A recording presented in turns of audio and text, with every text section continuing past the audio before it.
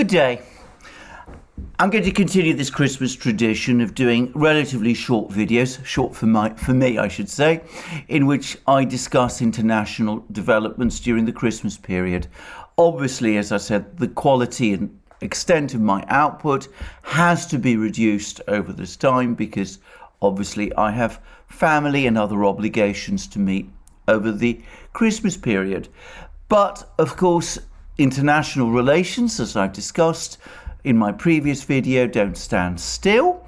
And of course, in two capitals, Moscow and Beijing, Christmas is not celebrated on the 25th of December, and events continue to unfold there. And the Chinese media has continued to speak both with staunch support of Russia's position, but with, I think, great insight into Russia's position, much more understanding of it, and much more understanding of the situation in Europe than you're going to find at the present time in any discussion in the West. Now, the newspaper, obviously, that one goes to first, and in this program, the only one I'm going to discuss in China is Global Times, which, as I've discussed many times, is the primarily an English language newspaper, though it does have a Chinese edition, and it's published by the People's Daily, which is the official newspaper of China's Communist Party. Now, as I've said also in the past, there's often been some discussion as to how official a voice Global Times actually has, whether the comments it makes really do reflect Chinese government thinking. I think it is indisputably the case that they do, because things that appear in Global Times rapidly reflect comments made, sometimes in a slightly more measured way, by top Chinese officials and track very closely China's policy. So this article, which, as I said, looks at the situation in Europe and at the dispute between China and Russia, and the West, is in Global Times, and it is about Putin's press conference of the other day, which I touched on briefly in my previous video, but it goes into more detail about it than I've done. And it reads as follows: Putin lambasts West, endorses strong ties with China at year-end press conference. And the article then goes on to say, in his year-end press conference, Russian President Vladimir Putin lambasted the West's brazen lies and stressed the country was forced to make tough decisions as it has no space for concessions amid soaring tensions with the West over Ukraine, which has sparked fears of an all-out war.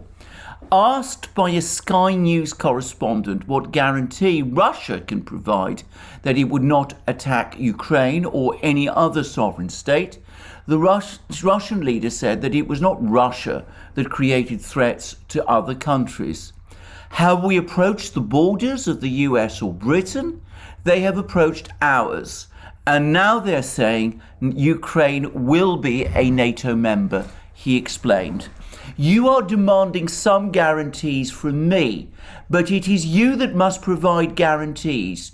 You must do that at once now and not keep talking about this for decades, Putin said. Many Chinese people admire Putin's courage to defend the national interests of Russia, since US military forces have also approached regions like the South China Sea and Taiwan to threaten China's sovereignty and security. And many web users hope China could be as tough as Russia against the US. However, Russian-style diplomacy and military action against Western pressure are unique, and China has its own way of handling the challenge, said China experts, adding that the tensions in Europe around Russia's border regions are much more serious because they're too close to Russia's capital, and Russia has no room to compromise and no choice but to be tough and straight. Putin and his country were being very sincere and friendly to the West in the 1990s, and Russians have tried everything to improve ties with the West. But eventually, they found that the US and the Western world don't want to have good ties with them. All the West wants to do is to keep weakening Russia, profit from the collapse of the Soviet Union until Russians lose hope to be a major power, said a Beijing-based expert on international relations who asked not to be named. He said, Putin and Russia's unhappy experiences with the West just told many of us a lesson, that the problems we have with the West are never about ideology, culture, or human rights. They're always about power. If you are a nobody with no influence and unable to say no to them, the West wouldn't care about what you do in your countries. But if you are unable to balance their hegemony and fend off their invasions and bullying, then you will become evil in their propaganda. Russia said earlier it wanted a legally binding guarantee that NATO would give up any military activity in Eastern Europe and Ukraine, part of a wish list of security guarantees it wanted to negotiate with the West.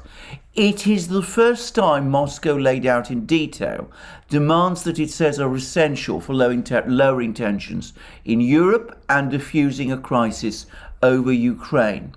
Yang Xin, an associate research fellow at the Institute of Russian, Eastern European and Central Asian Studies at the Chinese Academy of Sciences, told Global Times that facing questions from hundreds of journalists, Putin has always showed a tough and sharp stance against the West, as he is dedicated to safeguarding Russia's sovereignty and national interests by drawing clear red lines.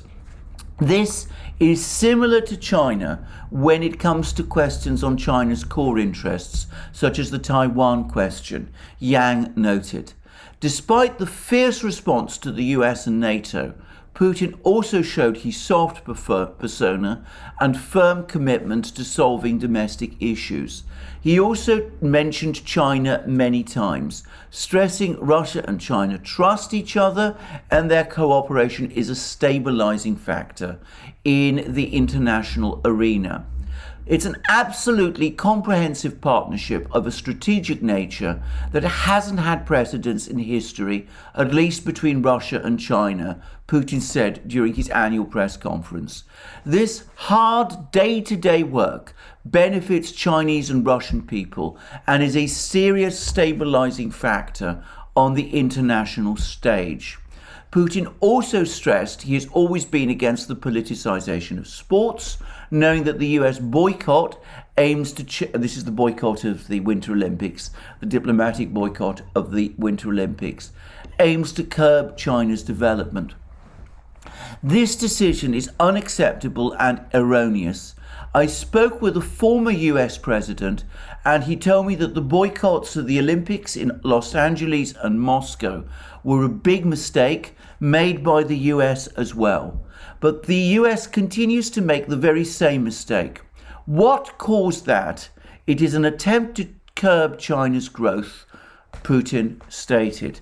By the way, in parenthesis, Putin has made it clear in subsequent comments that the president who told him that the boycott of the Moscow 1980 Winter Olympics and the reciprocal boycott by Russia of the Soviet Union of the Los Angeles Olympics of 1984, that these were a mistake. Putin has made it clear that that president who told him those things was not Donald Trump.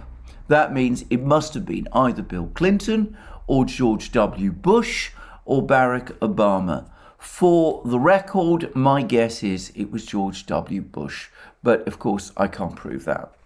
To continue, Chinese experts noted Putin spoke highly of Russia's cooperation with China in his press conference and showed the West how unshakable China and Russia relations are. Putin said they cannot hold back the development of China. The Chinese economy is already larger than the US economy in terms of purchasing power parity. China will inevitably become the world's top economy in all respects. But you have to understand this. So just go over this article, which, as I said, I've no doubt expresses official Chinese views.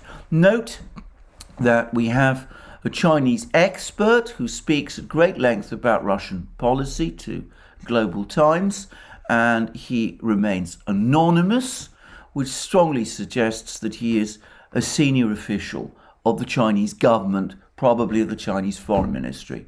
And the comments there are about how Chinese people admire Putin's courage in defending the national interests of Russia, how there are some people, many people apparently, on the Chinese web who hope that China will be as tough as Russia against the US, but also a careful explanation from these experts that Global Times has consulted that Russia's position is geopolitically weaker because Russia allowed itself to be tricked by the US after the collapse of the Soviet Union into accepting assurances about NATO eastward expansion, which the West, the United States and the NATO powers had no intention of keeping, with the result that Russia now finds itself in a far more vulnerable position than China is, which explains why Russian threats have a more coercive nature than Chinese threats at the moment do. But beyond that, there is also the further point about how China, when it comes to the West, the issues are never questions of ideology, culture, or human rights. It's only about power, that the Western states are fixated on power, that they want to weaken Russia as much as possible, presumably and ultimately, that this isn't exactly said, in order to isolate China as their major adversary. And there's lots here about the strength of the friendship, the strategic partnership between China and Russia. So an unequivocal expression of support from Global Times for the Russian position, references to somebody who's anonymous but who's almost certainly a senior public official, references to the admiration many Chinese people feel for Putin and for the tough and courageous line, as they see it, that he's taking against the West. Comments about how Russia was betrayed by the West, tricked by promises which the West never intended to keep, with the implication, of course, that China should never be fooled into making the same sort of mistakes that the Soviet leaders, Mikhail Gorbachev, and the first Russian leader, Boris Yeltsin, were. And, of course, further comments about the indissolubility of the friendship, the strategic partnership, this partnership which is better than an alliance between China and Russia. So an exceptionally strong endorsement from Global Times of Russia's position, and by the way, of Putin himself. So no sign of any weakening of Chinese support for Russia. On the contrary, the Russians clearly have the Chinese at their back as they go into negotiations with the Americans, which apparently are due to start in January next year. We'll see what comes of those. Now, it's not just the Chinese who have been making moves. Another powerful country, not perhaps quite as powerful as China, not actually at all as powerful as China, but nonetheless a very powerful country, and one which the United States has been placing great hopes upon, has also been making moves of its own. And that, of course, is India. And the Indians have been extremely careful not to take sides in this quarrel in Europe, at least not publicly. And that, by the way, is important in itself because, of course, from a Russian point of view, India refusing to take sides is India, in effect, tacitly supporting them. The Russians would not look to India to take an open side with them in a quarrel between Russia and the United States. In the case of the United States, though, it's different because from an American point of view, what the United States wants is India as an ally. And allies come and support each other, as China, for example, is doing with Russia. China speaks out in support of Russia, and the expectation, the natural expectation in the United States would be that if India really were an ally of the United States through its arrangement with the Quad and all that, then it would be coming out and speaking openly in support of the US position and would be basically criticizing Russia. Well, the opposite is happening. We've had on the 20th of December, this is within the last couple of days, in the context of this extraordinarily deteriorating situation between Russia and the West, a telephone conversation between Putin and Indian Prime Minister Narendra Modi. Now, this conversation has taken place, obviously, at precisely the time when the Russians are putting forward their proposals to the United States and to NATO, for an effective rollback of NATO's eastward expansion. And, of course, the Indians would have been fully aware of this fact. And the Indians are undoubtedly very well briefed about all that is going on in Europe at the moment. And, of course, this conversation also has happened shortly after Putin's extremely successful visit to New Delhi, to India, where he was warmly received by Modi, where Modi spoke about relations with Russia being exceptionally friendly, and where the Russians and the Indians agreed a massive series of deals, which I've discussed in an earlier program. We've since learnt, by the way, that Putin's visit to New Delhi caused extreme anger and alarm in the White House. It was seen by some people in the US administration as a betrayal, apparently, by India of its strategic partnership with the United States. Well, if that is the case, and obviously I can't confirm that, then the fact that Modi had a conversation with Putin on the 20th of December will have exacerbated that anger even further. Now, the readout of this conversation is very short, and it reads as follows. Vladimir Putin, this is the Russian readout, Vladimir Putin warmly thanked Narendra Modi for the hospitality extended to the Russian delegation during its top-level visit to New Delhi on December 6. The leaders discussed the practical aspects of efforts to implement the agreements reached following the talks. They expressed mutual intention to continue the further all-round development of relations of special privileged strategic partnership between Russia and India. The two leaders continued to exchange views on the international stability and security problems, including the situation in the Asia-Pacific. The President of Russia and the Prime Minister of India exchanged greetings ahead of the New Year holiday. Now, reading this readout, you can tell that some things were talked about, but basically this was a very friendly call. But it's not clear exactly what was discussed over the course of it. We hear that they discussed the practical aspects of efforts to implement the agreements reached in the New Delhi talks on the 6th of December. Well, those talks have only just taken place. I mean, why do you need to have a follow-up meeting so soon? I mean, that's an unusual thing to say.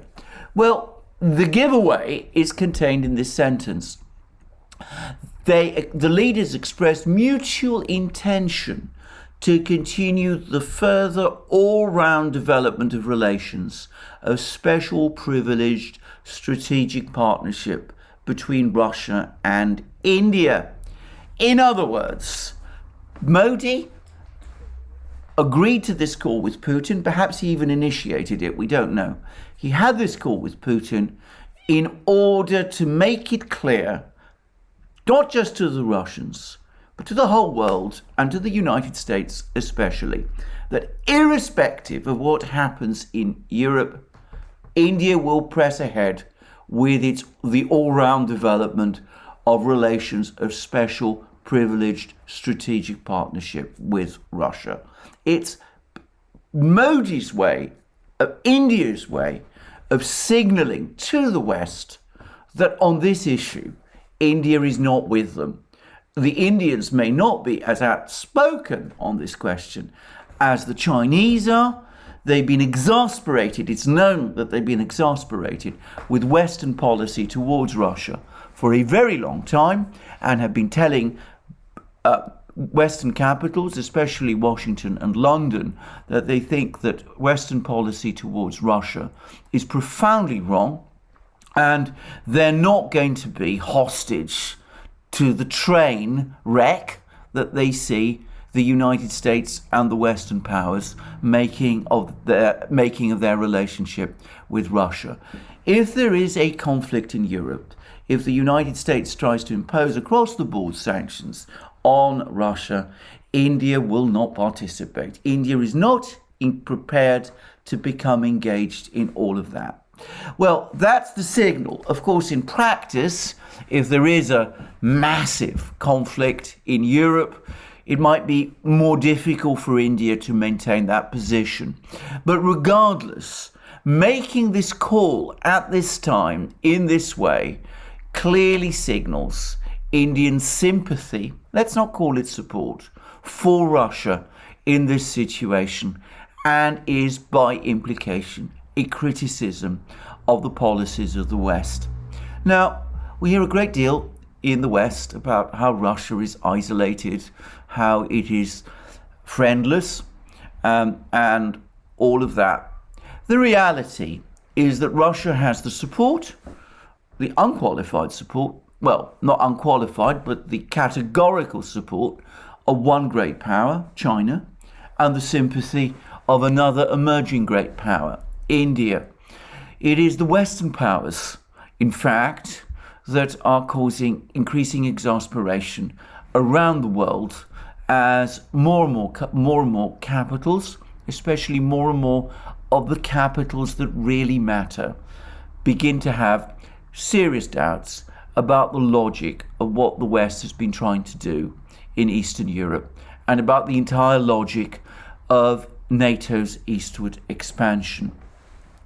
From the perspective of capitals like Beijing and New Delhi, the Russians taking action to secure their borders, to protect their security, is completely comprehensible.